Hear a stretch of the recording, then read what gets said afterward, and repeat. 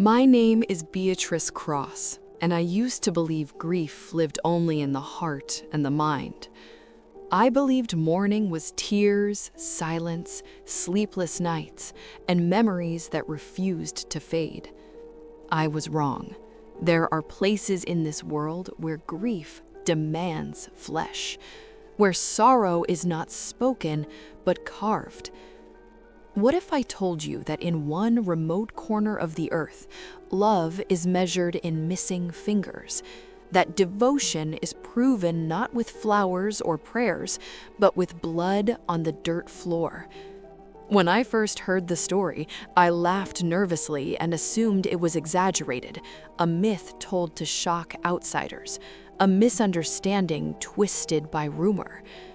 But grief has many languages, and some of them scream. I didn't go looking for horror. I went looking for culture, for truth, for human connection. Instead, I found a tradition that crawled under my skin and refused to leave. Because once you see grief made physical, you can never unsee it. Once you realize pain can be ceremonial, love can be violent, and mourning can be permanent, everything changes. This is not a ghost story. This is not a legend. This is real, and it's happening while the rest of the world scrolls past. So listen carefully, because this story doesn't end when the wound closes. I arrived in the highlands of Indonesia after days of travel, guided by locals who spoke quietly and avoided certain topics. They told me I was visiting the land of the Dani people, a tribe deeply connected to their ancestors. The air was thick with mist, the mountains towering like silent witnesses. Smoke curled from wooden huts, and children watched me with curious, unblinking eyes. At first glance, everything felt peaceful, simple, grounded. But then I noticed the hands, women with fingers that ended too soon, hands shaped by absence, jagged stumps wrapped in old cloth or healed into smooth, unnatural ends. I tried not to stare, but it was impossible. My guide noticed my discomfort and lowered his voice. "They mourn with their bodies," he said.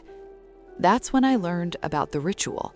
When a close family member dies, women are expected to cut off part of a finger, not metaphorically, not symbolically, literally.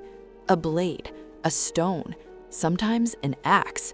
No anesthesia, no ceremony for comfort, just pain and silence. Each finger taken represents a person lost, a mother, a child, a sibling. Grief counted and displayed forever. I met Lena, an elder woman whose hands looked like they belonged to someone twice her age.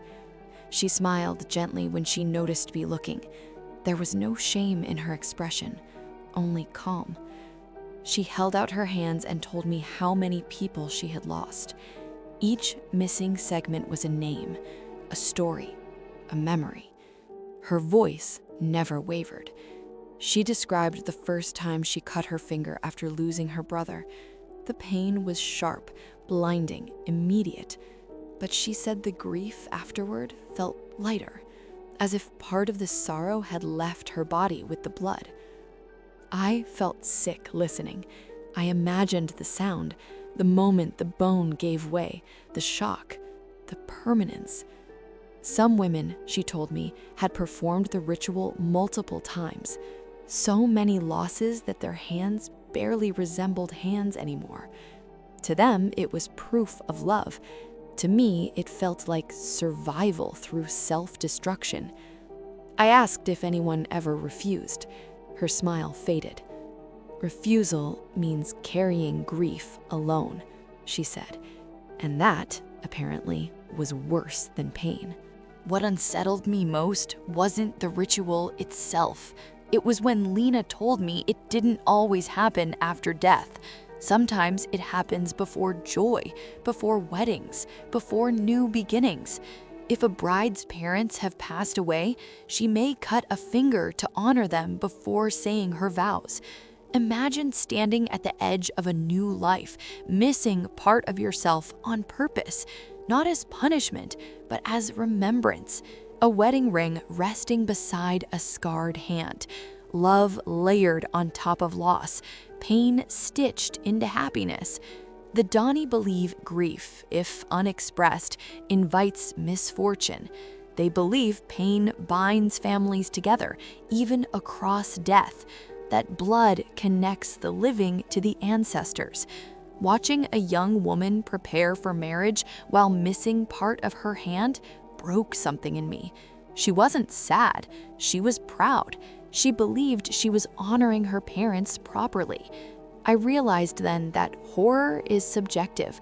What terrifies outsiders can feel sacred to those who live it.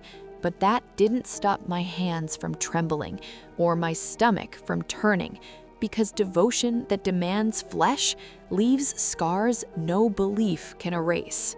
When I left the village, the mountains felt heavier, the mist thicker, the silence louder.